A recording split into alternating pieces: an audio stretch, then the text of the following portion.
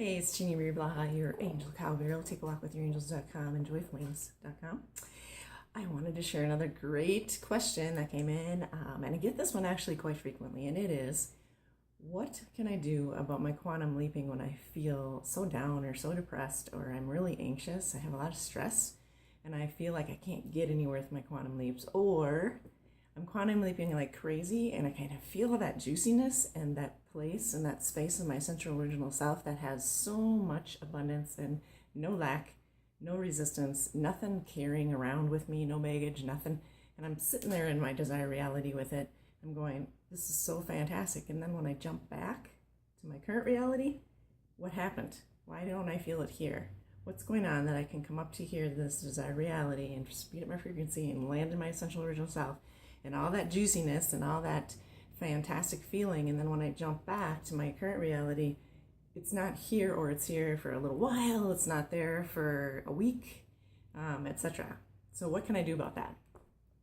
So this is what I get from a lot of people's guides and angels is that it's really essential that as you're jumping into this desired reality, you're also allowing yourself, you're awakening to your awareness, because your awareness is always on, that in your essential original self plane fields, all those quantum fields, which is really a part of you here too, but we don't always feel it, right? So in this field of existence, right, you you are allowing yourself to be here because it is of your essential original self that came in as a form of energy that did not have all those tapes playing, that did not have all those lack and limitation beliefs, that didn't fall. It doesn't fall for you have to do it this way, or you're not going to amount to anything, or you don't deserve that, or you're not worthy, you're a loser. All that does not exist in these fields, right? It only happens in this current reality based upon a lot of conditioning, a lot of environmental, society, and cultural and family, and etc. conditioning and messaging. So in order to alleviate yourself from that preliminary aspect of, wait, I know that I got to shed some of this garbage that's hanging around me in order for me to jump this desired reality back in here. How can you do it, right? That's what we're focused on. How can we do it? So as you're leaping into this desired reality, you can see and feel all these things that you so much desire. Desire is different than want. Want comes from lack. Desire is your space of, oh my gosh, that is like things I've been thinking about since I was 2, or just that spicy, zesty, alive feeling. That's desire, right? Desire is completely different than want. So if you want to start with something really instrumental, start thinking, I desire. What do I desire? What do I desire? That will jump you here into this desire reality as well. It's different than want. Want says, I really want this, or I really want that money, or I really want that partnership, I really want that. It's coming from a place of thinking and believing that you're not already connected to it. You actually are. You're already connected to this desired reality.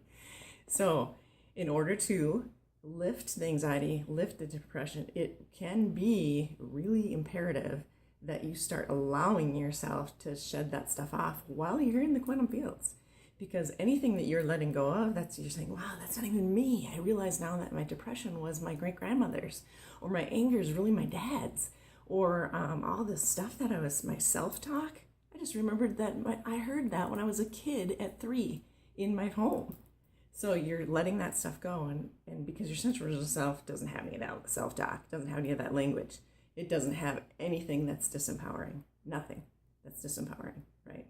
So as you're here in your desired reality, give permission to yourself to let all that stuff go, right?